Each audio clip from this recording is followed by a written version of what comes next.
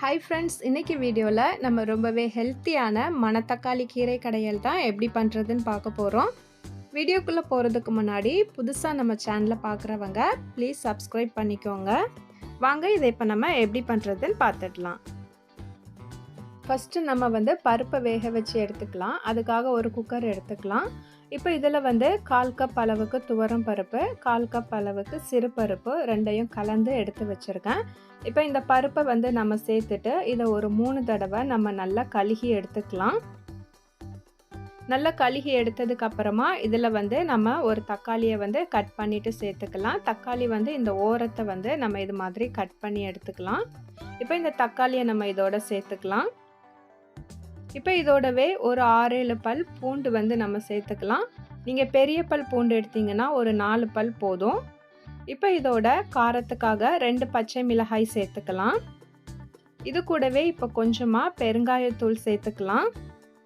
இதோட ஒரு 1/4 டீஸ்பூன் அளவுக்கு மஞ்சள் சேர்த்துக்கலாம். இப்போ பருப்பு வேகிறதுக்கு தேவையான அளவுக்கு தண்ணி சேர்த்துக்கலாம்.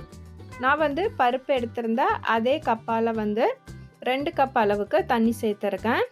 இப்போ இதை லைட்டாக ஒரு வாட்டி நம்ம கலந்து விட்டுடலாம். இப்போ நம்ம குக்கரை மூடிட்டு பருப்பை வேக வச்சு எடுத்துடலாம். பருப்பு ரொம்ப குழஞ்சி போயிடக்கூடாது. அதனால் ஒரு விசில் மட்டும் நம்ம ஹையில் விட்டு எடுத்துட்டு அதுக்கப்புறமா 3 விசில் சிம்மில் வச்சு எடுத்தோன்னா பருப்பு நம்மளுக்கு இந்த மாதிரி கரெக்டாக வெந்து வந்துடும். பருப்பு இந்த அளவுக்கு வெந்திருந்தால் தான் இனி நம்ம கீரை சேர்த்து வேக வைக்கிறப்ப கரெக்டாக இருக்கும். இப்போ பருப்பை நம்ம லைட்டாக இது மாதிரி கலந்து விட்டுட்டு இப்போ நம்ம நல்லா க்ளீன் பண்ணி பொடியாக கட் பண்ணி வச்சுருக்க மணத்தக்காளி கீரையை நம்ம இதோட சேர்த்துடலாம். நான் ஒரு 3 கை அளவுக்கு கீரையை இதில் சேர்த்துருக்கேன். கீரையை சேர்த்ததுக்கு அப்புறமா ஒரு கரண்டி வச்சு இந்த பருப்போட இந்த கீரையை நம்ம நல்லா கலந்து விட்டுக்கலாம். இதுவே நம்ம மண் சட்டியில் பண்ணணுன்னா பருப்பு வெந்து வர்றப்பவே கூடவே அந்த கீரையும் எடுத்து வச்சு நம்ம அப்படியே வேக விட்டுடலாம். இது நம்ம குக்கரில் பண்ணதுனால இந்த பருப்பு வெந்த அந்த ப்ரெஷரெல்லாம் போனதுக்கு அப்புறமா தான் நம்ம கீரையை சேர்த்து பண்ண முடியும். அதனால தான் நம்ம இப்படி பண்ணுறோம். இப்போ கீரையை சேர்த்து நல்லா கலந்ததுக்கு அப்புறமா மறுபடியும் இதை நம்ம ஸ்டவ்வில் வச்சுட்டு நல்லா கொதிக்கிற வரைக்கும் நம்ம வெயிட் பண்ணலாம். இது நல்லா கொதித்து வந்ததுக்கு அப்புறமா நம்மளுக்கு நல்ல திக்காக இருந்துன்னா அதுக்கப்புறமா நம்ம தண்ணி சேர்த்துக்கலாம். ஃபஸ்ட்டே நம்ம தண்ணி சேர்த்துட்டோன்னா கீரையிலேருந்தும் நம்மளுக்கு தண்ணி விட்டு வரும். அப்போ அந்த கீரை நம்மளுக்கு ரொம்ப தண்ணி ஆகிடும். அதனால் இது மாதிரி கொதித்து வந்ததுக்கு அப்புறமா பார்த்துட்டு நம்ம தேவையான அளவுக்கு தண்ணி சேர்த்துடலாம். இப்போ இது கூடவே நம்ம தேவையான அளவுக்கு உப்பும் சேர்த்துடலாம். சேர்த்துட்டு ஒரு வாட்டி இதை நம்ம நல்லா கலந்து விட்டுட்டு இப்போ நீங்கள் குக்கரை மூடி விசில் விட்டு எடுக்கிறதா இருந்துச்சுன்னா மூடிட்டு கரெக்டாக 2 விசில் மட்டும் விட்டு எடுத்துக்கோங்க. விசில் விடாமல் இப்படியே நம்ம கீரையை வேக வைக்கிறதா இருந்துச்சுன்னா ஃப்ளேமை மீடியமாக வச்சுட்டு ஒரு 7 நிமிஷத்துக்கு நம்ம வேக விட்டு எடுத்துக்கலாம். இப்போ ஒரு 7 நிமிஷம் ஆயிருக்கு. பார்த்தீங்கன்னா கீரை பருப்போட நல்ல மிக்ஸ் ஆகிடுச்சு. கீரையுமே நம்மளுக்கு நல்லா வெந்துடுச்சு. இந்த டைமில் ஒரு மத்து அப்படி இல்லைன்னா இது மாதிரி ஒரு மேஷர் வச்சு நம்ம நல்லா கீரையை கடைஞ்சி விட்டுடலாம்.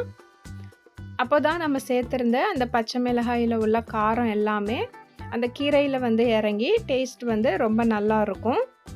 இப்போ கீரையை நல்லா கடைஞ்சி எடுத்தாச்சு. இதை இப்போ நம்ம தாளிச்சிக்கலாம்.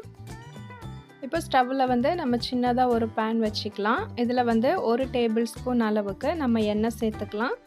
எண்ணெய் காஞ்சதும் ஒரு 3 காஞ்ச மிளகாயை கிள்ளிட்டு நம்ம சேர்த்துக்கலாம்.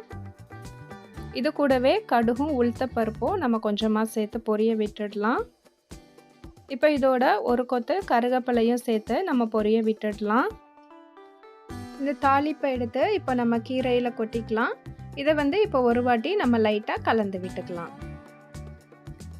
அவ்வளோதான், நம்மளோட ரொம்பவே ஹெல்த்தியான டேஸ்டான மணத்தக்காளி கீரை கடையல் இப்போ ரொம்பவே சூப்பராக ரெடி ஆகிடுச்சு.